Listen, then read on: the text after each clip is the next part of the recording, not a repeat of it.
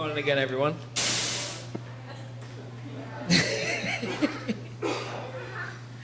Welcome. We're in the last week of a series of messages that we're calling I Still Believe. If you've been with us for a while, we've actually been taking this really rather long journey through some of the core beliefs of the faith, and that took us through some of the big things. And really, when we were going through that, we realized that at the end of this, we just need to get real with people. We just need to get gritty and get raw and just answer some of the questions that a lot of people had while we were going through this. We say a lot of things about the things that we believe from this stage, the things that we believe about God, the things that He says that He is and who He is and what His character is. But we need to ask the question of what happens when it appears that the life that we're living in, the world that we inhabit, does not mirror who He says He is. Or when we go through things that don't really show us the character that He says He has. How do we carry out these things, carry our beliefs, carry our faiths through these turmoils, through these trials? So what we started out with was looking at how can I carry my belief when I am such a failure? And then Millie last week took us through how can I carry my belief when things are done to me and I am abused beyond belief? How can I still believe in a God? And today we're going to talk about what it is like for us to still believe even though we go through tragedy. Because at the end of the day, that God says that He is loving. And He says that He wants to give us peace, He wants to give us joy, and He wants to give us comfort. But in tragedy, those are the things that are robbed from us. So how can we still believe when those things are not present?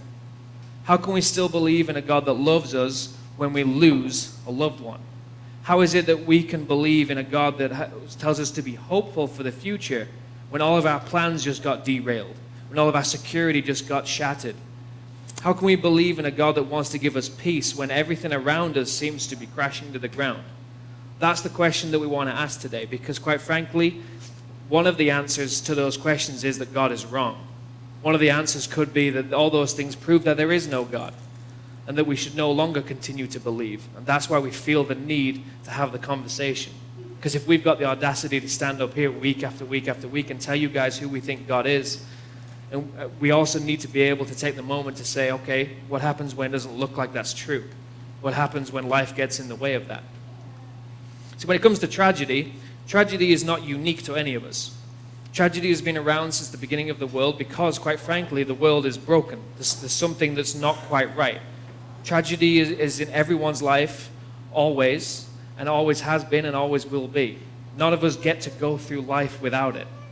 So it is something that is constant there that we need to be prepared for, and we need to know when we're in it, how do we go through it? Now, when you look at the world and you look at the world that we all live in, honestly, I think how you believe the earth was created is irrelevant at this point. Whether you believe that it was created by God, or you believe it was created by a super explosion called the Big Bang. Both of the stories that we have of those two things mean very tragic, depressing things for us. If we believe that God created the world, well, then we believe that there was a perfect world offered and that we throw it away with our disobedience. If we believe in a Big Bang, then the worlds were created and we're just a mistake with no purpose or meaning to life. Both things can then put us in a place of having to answer, well, what's the point? So what we want to do is we want to talk about the messed up world that we live in. We want to talk about the fact that there is something wrong.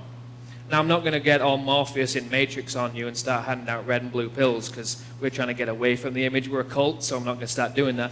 But there's something wrong with the world that we live in. We know it. It's deep ingrained in us that what we go through is not right. When we lose somebody that we love, we deep down know that that is not a pain that is profitable, enjoyable. There is no good for somebody dying. When we see that a vulnerable person or people are taken advantage of or abused, there's something in us that says that should not happen. And when we see that people are abandoned or we ourselves feel abandoned and alone, we know that's wrong. There's something deeply ingrained in who we are that tells us that these things, these tragedies in our world, among others, shouldn't be. And that's what we're going to talk about. There is something wrong. There is something wrong all the time. Not just when we see those things. There's something deeply fractured at the base. But when tragedy strikes, it is amplified. When tragedy hits us personally, those facts come to the forefront and everything else is forgotten. And we need to talk about it because, quite frankly, tragedy is one of those things that can paralyze us. It can paralyze us mentally, emotionally, and spiritually. It can have us locked into that moment for the rest of our lives, and we never push through it, never push past it. And in fact, we can just go completely in the opposite direction with our lives because of it. So we need to talk about it. And as Millie said last week, we want to be a place where we talk about that stuff, where we can have these conversations without fear and needing to hide who we are and our troubles. So when it comes to tragedy, how do we deal with it? When we find ourselves in it, when we find ourselves going through it, how are we supposed to get through that? Well, one thing I will say is it has to go beyond dealing with it with church cliches. When we find someone who we come across somebody who is in tragedy, or we ourselves are there, cliches ain't going to cut it. Saying that God has a plan is not going to help somebody in that situation. Telling them I'm sure everything is going to be okay is neither going to do the job. And my personal favorite, and believe me, this is a quote, "Oh, I know that your wife just miscarried, but don't worry, I'm sure next time God will give you twins." These statements, these band-aids, these attempts to make us feel better do nothing. They're just someone's attempt to kind of band-aid over the situation so they can move on. It's not dealing with tragedy. See, when God comes across tragedy, when we see and we look in his book what his interaction with tragedy is, he's different from that. He doesn't do that. He becomes very authentic and very real and very raw in how he confronts people going through something that he also feels pain for. And that's what we're going to spend our time doing because, quite frankly, although tragedy has the ability to have us paralyzed in a position, it can also, if we let it, propel us into the future. In preparation to do this, I went to one of the people that I know that has honestly experienced a lot more tragedy than I. And I've actually asked him, and he has recorded for us his story, his testimony, his epiphany of kind of what tragedy is and can be. So we're going to watch that right now. Hi, my name's Kevin Brown. I'm one of the original founders of Epiphany Station, and this week's My Epiphany is sponsored by Great Value Purified Drinking Water with flavor-enhancing minerals.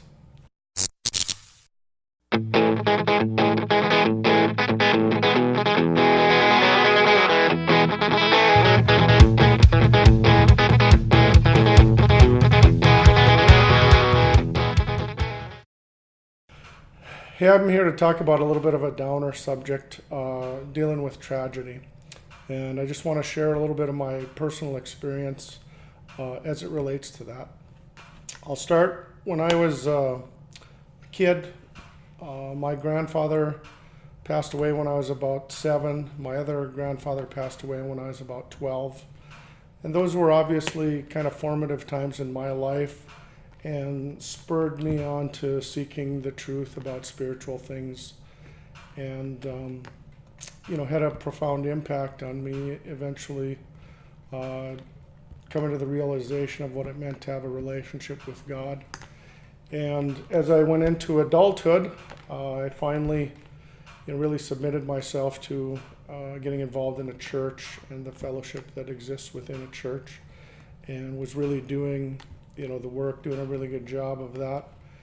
And then the year 1999 came along, and a really tough year for me personally, marked by the fact that over an 11-month span, my father, my grandmother, my mother, and my other grandmother passed away. And I want to just kind of go back a couple years before that to sort of set the table to what proved to be kind of a pivotal encounter I had. This would have been about 1996, and one evening I went over to my parents' house, and it was just my sister there and my mom and dad. They just finished supper. My dad had been drinking and was a little out of it, and was very emotional, and kind of didn't know what I'd stepped into there. And they began to explain to me how turns out one of my dad's original girlfriends had just passed away from cancer. And some friends of theirs that they had gotten to know over in Warren camping the wife there, she had cancer, and it didn't look very promising at all.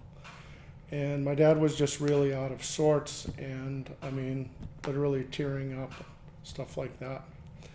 We ended up talking about it and having a real serious conversation about life and death.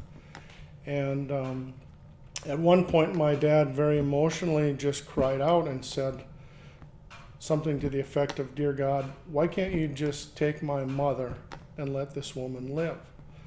And his mother was in the throes of Alzheimer's and was older and wasn't remembering him anymore, and it was a very difficult transition for him as an only child, and his mother was kind of slipping away.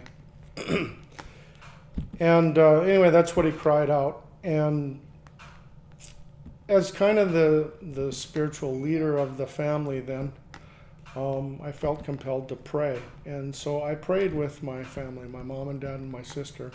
Really, for the first time we'd ever prayed a prayer that wasn't just a rehearsed, come Lord Jesus, be our guest, let these gifts to us be blessed kind of prayer. And I just prayed for God to somehow make sense of all this and, show his will and purpose through this. Well, as we continued to talk that night, we talked a little bit about death, and both my parents said they weren't afraid of dying. My dad said that he figured one day he would just tip over dead, and my mom said she'll probably get cancer and die because she smoked so much and whatever. It was a pretty major downer kind of a thing. Fast forward ahead now, April of 1998. My dad just had his 55th birthday, and he'd been diagnosed with congestive heart failure. And on top of the congestive heart failure, and he was having trouble like breathing and catching his breath, he had this pinched nerve in his neck, and his fingers were numb, and it was very painful. So we went to see a neurologist in Fargo to do an MRI, and I went along because I was intending to be this source of encouragement, because I'd had back surgery for a herniated disc, and it was this instant cure. And so I implied that if they can just find out where this pinched nerve is, they can fix this, and you'll be good to go. So we went in for the MRI, and it took longer than expected. And when the doctor came out, she looked just white as a ghost, and she basically told my dad that he had lung cancer. It was inoperable. It was terminal. So it was a death sentence. So it was pretty devastating. I remember praying with my folks then, and that up to that point, I really didn't know where my dad really stood as far as a relationship with God went. And that concerned me a lot. And knowing that he was sick and that his time was limited, it was a huge concern for me, whether he was reconciled with God or not. So as he went through treatment, radiation, chemotherapy, all that, and the horrors of that, I spent a lot of time with him. I'd visit him all the time. Every day, every other day, every week, about as often as I could. And each time I would do that, I would pray for some opportunity to have this all-important conversation with him. And it just never seemed to come up. It just never seemed to happen. And time and time again, I was just waiting for God's perfect timing for something to happen, and it just wouldn't happen. Finally, towards the end, he was in the hospital, and I remember basically not being able to sleep the night before. And as I was praying to God, I was basically angry with God, like, why did you let this happen? I've been a good soldier, really dedicated my life to serving you and getting involved in the church and the church community. Why me? Why this? Why now? Really angry. And somehow as I was praying, it was as if God started answering me. And he told me, as close to audibly as I've ever had God tell me something, that I'll see you through this, and I'll use this to train and equip you for something in the future. And so anyway, that night, I decided the next morning before I went to work, I was gonna stop and visit my dad, and I was gonna have this all-important conversation with him, whether it was God's timing or not.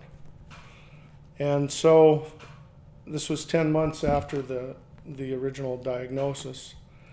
And so I went and saw him on my way to work that morning. And in a situation like that, there's not really much to talk about.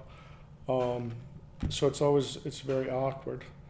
But I don't know, I was there maybe 15 minutes. We had some light conversation.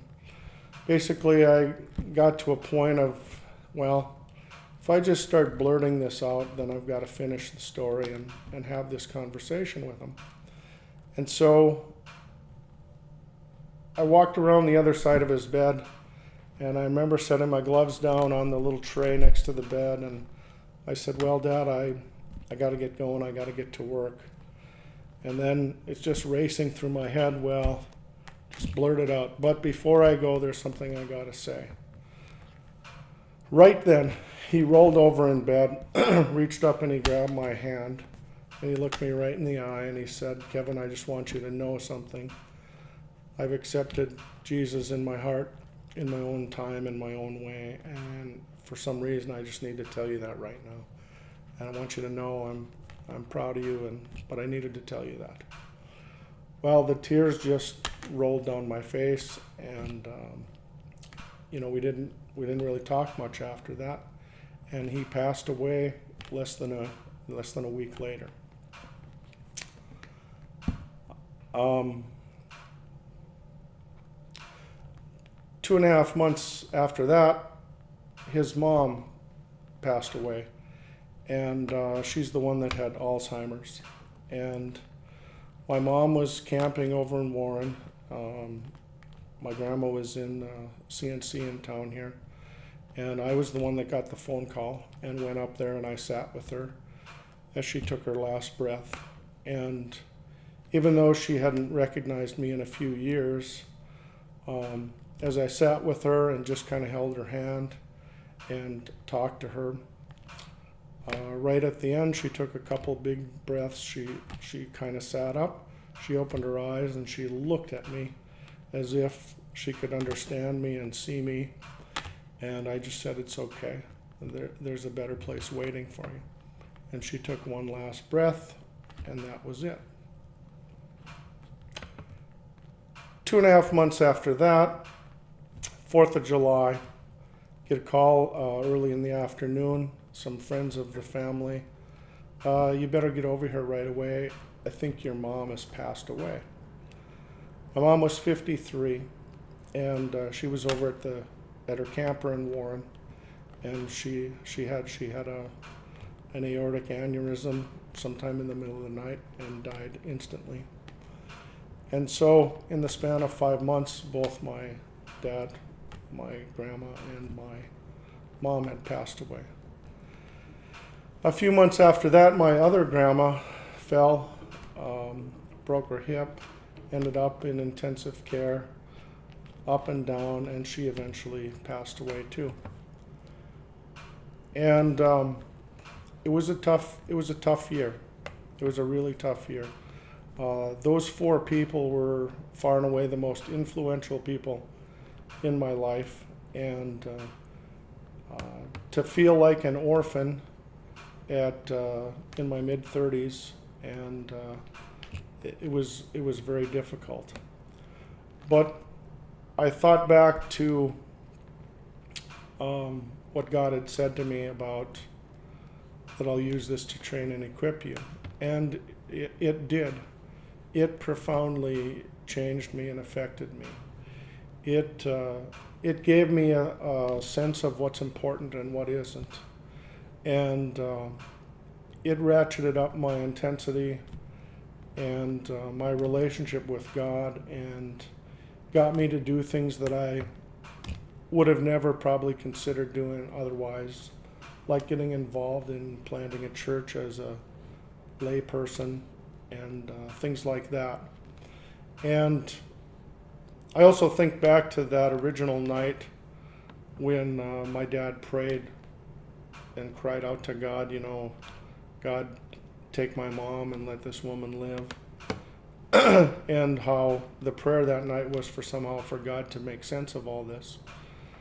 And in a weird and bizarre way, I think he answered that, because my grandmother sort of, lost track of things, and she didn't have to deal with losing her only son, which would have been devastating to her. And because my dad was dealing with fighting his own fight with cancer, he really didn't have to deal with losing her, and she died shortly after he died. My mom, who had a very strained relationship with my dad's mom, ended up very much reconciling with her and taking care of her right up to the end, and got some closure on that. My other grandma, who lived the longest, was the one Christian influence in our family the whole way. The woman who had cancer in the very beginning, that was friends of theirs, she's alive to this day for whatever reason. Tragedy, death, loss is very tough, but there's a purpose to it. It'll train you, it'll equip you, it'll make you more sensitive to what other people are going through, and it'll bring a perspective that maybe the world we live in doesn't always offer. That's my epiphany.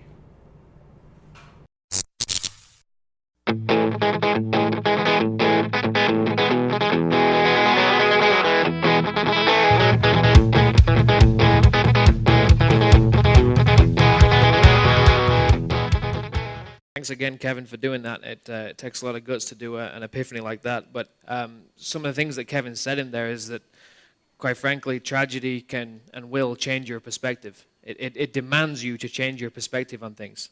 It demands you to look at what the things that we can't usually handle, the things that are usually too much for us to think about and rest our minds on. It demands attention. And what really happens is the things that can be hidden from us, the things that are broken about where we live and kind of what happens, come to the forefront. Tragedy really is a lifting up of the curtain to see what's going on inside everyone's lives. And that's why it's important for us to talk about it. It's important for us to talk about what tragedy can do, because it's a unique opportunity. It is a unique opportunity for two things: to be paralyzed where you are in that, or to be propelled forward through it. And the way to be propelled forward is really an example that we can actually find of Jesus Christ. And as he spent his time on earth, we see that he did something that was unique and very, human of him to do. Very raw and emotional, in which he dealt with people in tragedy that goes against the whole Band-Aid Jesus, everything's fine, smiley. It was instead he dealt with something very tough and very difficult, and he did it in a very, in a very raw way. We have this narrative in which he comes across friends of his that are going through tragedy, and how he deals with it is our application for today. A bit of a backstory for before he gets into this interaction is Jesus has got friends all around the area, but one of his closest friends is a guy called Lazarus. He's got two sisters, Mary and Martha, and they send word to Jesus that Lazarus is dying, that he is very, very sick, and by the time Jesus arrives, he's actually already dead. When Jesus gets there, he has this interaction with the sisters, and what I want you to do is I just want you to pay attention to what he does say to the sisters and what he doesn't say to the sisters. It says, when Jesus arrived, it's in John 11 if you want to follow along, or otherwise it'll be on the screen. When Jesus arrived at Bethany, he was told that Lazarus had already been in his grave for 4 days. Bethany was only a few miles down the road from Jerusalem, and many people had come to console Martha and Mary in their loss. When Martha got word that Jesus was coming, she went to meet him, but Mary stayed in the house. Martha said to Jesus, "Lord, if only you had been here, my brother would not have died. But even now I know that God will give you whatever you ask." Jesus told her, "Your brother will rise again." "Yes," Martha said, "he will rise when everyone else rises at the last day." Jesus told her, "I am the resurrection and the life. Anyone who believes in me will live even after dying. Everyone who lives in me and believes in me will never ever die. Do you believe this, Martha?" "Yes, Lord," she told him, "I've always believed that you're the Messiah, the Son of God, the one that was sent into the world from God." Then she returned to Mary, called Mary aside, I'll paraphrase just a little bit here, and said, "Jesus wants to see you." Mary makes for the door, and a lot of people follow behind her. When Mary gets there, she says, "Lord, if only you had been here, my brother would not have died." When Jesus saw the crowds that had then gathered around him, and they were weeping, saw the others wailing with Mary and Martha, deep anger welled up within him, and he was deeply troubled. "Where have you put him?" he asked them. They told him, "Lord, come and see." Then Jesus wept. These are a couple of elements, a couple of things about Jesus that we don't see all too often. But in this interaction with his friends who are going through this deep tragedy, we see something about him. And really what happens is the tragedy that demands our attention demands something of Jesus and provokes him to two things. The first thing that it provokes him to is to be real with God. He chooses at that moment to feel what everyone else is feeling. He comes upon them with raw emotion and with deep anger and weeping. And if any of you have ever been through like life-altering, earth-shattering tragedy, you know the difference between someone who has been through it and somebody who has not. You can tell when they come to talk to you or come to console you. When I read this about Jesus, when I read this about Jesus for the first time, I realized he gets it. He knows what it's like. When I went through my biggest tragedies, that's what I felt like. I felt fierily angry. I felt disgusted that this had happened. And I wept. And that was just a cycle for days. So what really happens here is Jesus is representing the side of God that shows care and compassion. But he also is representing the side of God that shows his hate for tragedy, shows his hate for loss and his hate for death, the things that were never actually part of his original plan. What we're seeing here is God's thoughts on tragedy, and his thoughts on tragedy are why we feel that way in tragedy. Deeply ingrained and written on us are the feelings that we have towards death and loss and pain and suffering, is that it's just not right and it just shouldn't be. And that's what it's kind of like is when we, as parents, if any of you are parents, when you see your kid get hurt, there are times when you'll feel that deeper than they do, where you'll feel that pain stronger than they do. My boy, the kid's a machine. He will run along, fall over, his whole leg could fall off, but then he's up again and he's running. And at this time, my wife is in a quivering ball of mess over here, weeping over the lost leg, but he couldn't care. In that is the very image that when we experience pain and we have our anger, we have our weeping over tragedy, so does God. That is exactly how he feels. And that is why we do not need to hide our anger. We don't need to hide our upset at this. God can handle it. He can take it. He knows and he agrees that this is not how it should be. So it is not unchristian of us, it is not unbelieving of us to go and say, I hate what is happening. This sucks and I do not want it. It is okay to do that because that is basically what Jesus did in this situation. It is okay for us to be real with God when we're in tragedy. What happens when we come across people, though, who are in tragedy themselves? That we might have an opportunity to talk to them, to help them. Well, at that point, we need to be real with people. Jesus doesn't throw down the cliches. He doesn't try to make people feel better in the moment. All he does is lay down some truth. Now, a lot of the thoughts that we have towards Jesus in our culture is that Jesus is my buddy, or one step better, Jesus is my boyfriend, and that he is just going to be nice and caring and loving and compassionate and bring me flowers and bring me chicken noodle soup when I feel bad. That's not really how Jesus functions. When we're actually down in the depths, when we're actually scraping the barrel, Jesus is not there to make us feel better. When we actually see what he does with Mary and Martha, that's not what he does. When Martha comes out and says, if only you'd been here, my brother wouldn't die, and she weeps and she wails, look what he says. Jesus told her, I am the resurrection and the life. Anyone who believes in me will live even after dying. Everyone who lives in me and believes in me will never, ever die. Do you believe this, Martha? He is going right to the root and the core. Martha, I know the tragedy you're in, but what's more important, that is, what do you think about me? What do you think about who I say I am and who God says I am? Because that is going to be the biggest deciding factor of how this tragedy goes. Whether it paralyzes you or propels you. Because if you believe that I am who I say I am, then you know that you can trust that Lazarus is in heaven. And you know that I have the power to bring people back, and you know who I am. Really, basically what he says is he picks Martha off, dusts her up, and say, focus on me. Focus on Jesus Christ. Focus on the one who says he's here to help, instead of focusing on the circumstance that you find yourself in. Basically, if you boil it down, he says, don't think on just what is happening. You're not going to be able to come out of that. You're not going to be able to forget it. You're not going to be able to just squirrel it away, but focus instead on what I've said and what I've promised. A few chapters later on in the book of John, he takes the time to really hammer it out for some new Christians who are coming to believe, who are coming to get to understand this. He tells them what the world is like, but then he gives them hope. He says, do you finally believe? The time is coming, indeed it is here now, when you will be scattered, each one going his own way, leaving me alone. Yet I'm not alone because the Father is with me. I have told you all of this so that you may have peace in me. Here on earth you will have many trials and sorrows, but take heart because I have overcome the world. Jesus never came to fix the broken world. He came to lead us through it. Basically what he says is, the trials and sorrows that you go through, I've overcome those already.